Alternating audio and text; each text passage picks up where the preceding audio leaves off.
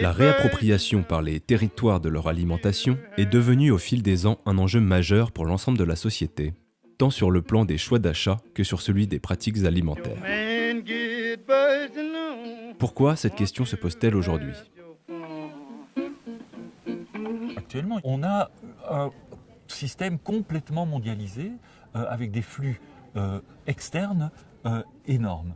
Et l'alimentation locale, finalement, échappe à tout ça et finalement de plus en plus déconnectée de la production agricole locale, ce qui est extraordinairement frustrant pour le citoyen qui ne sait plus très bien d'où vient ce qu'il y a dans son assiette. Frustrant aussi pour l'agriculteur qui se sent finalement un peu en porte-à-faux, lui qui était là pour nourrir les gens qui l'entourent. C'est pas ça qu'il fait. Hein. Il nourrit un système mondial d'échange sur lequel il n'a aucune prise.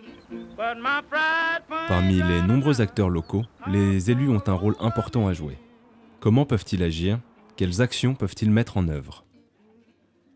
L'implication des élus, elle peut être en amont, c'est-à-dire que ce sont eux qui peuvent exprimer une volonté, ou elle peut être en aval, c'est-à-dire être suiviste en quelque sorte d'une action qui est engagée par quelqu'un d'autre. Or, c'est ce qui s'est produit à Marsanet. C'est un cuisinier de collectivité qui, lui, s'est lancé dans le bio, avec cette idée de changer les choses. L'une de ses premières actions, ça a été de rompre les contrats qu'on avait avec la cuisine industrielle, quoi. Nous, notre objectif et notre rêve, ça serait d'aller plus loin, mais en amont. C'est-à-dire de créer, pour les scolaires qui sont nombreux, un jardin bio pédagogique. Parce que là aussi, c'est au niveau des enfants que les choses peuvent progresser.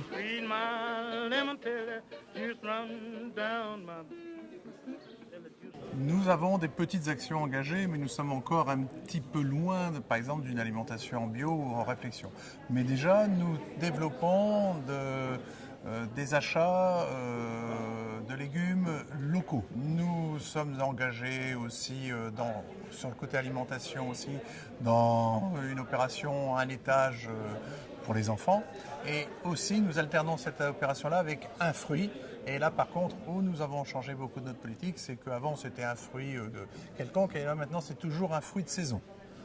Et si possible, avec un approvisionnement assez local. Il est vrai que beaucoup de nos communes, par souci certainement d'hygiène, mais parce qu'on a été un peu matraqués par ça, et aussi par peur des investissements, ont finalement délaissé leur cantine traditionnelle avec la personne de bonne foi qui cuisinait familialement pour des sociétés qui nous apportent des repas en chaîne froide.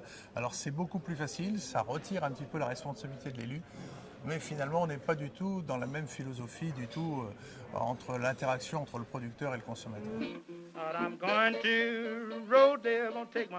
Si on regarde d'abord d'un strict point de vue de compétence, cette compétence appartient à l'État.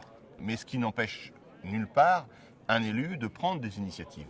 Nous avions en 1995 un abattoir municipal, il n'avait pas de label européen, il était menacé.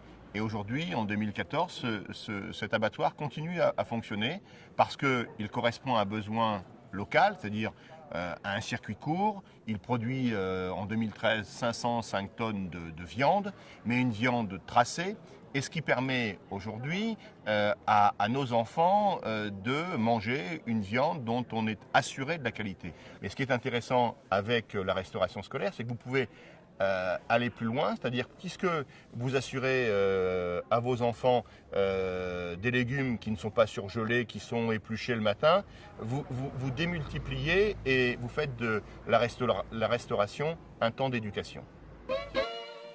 L'éducation a un rôle central à jouer.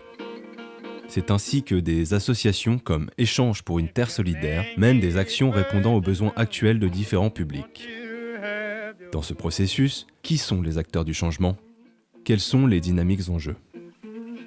De nombreuses actions sont à la portée des élus pour reconstruire des systèmes alimentaires locaux fondés sur le partage, la solidarité et une alimentation saine pour tous.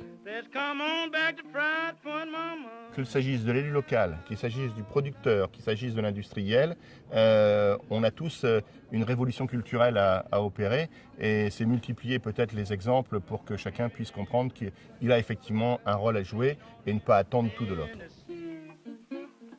Il est parfaitement possible de prendre la question alimentaire d'un territoire comme un fil rouge qui permet de rebattre certaines cartes.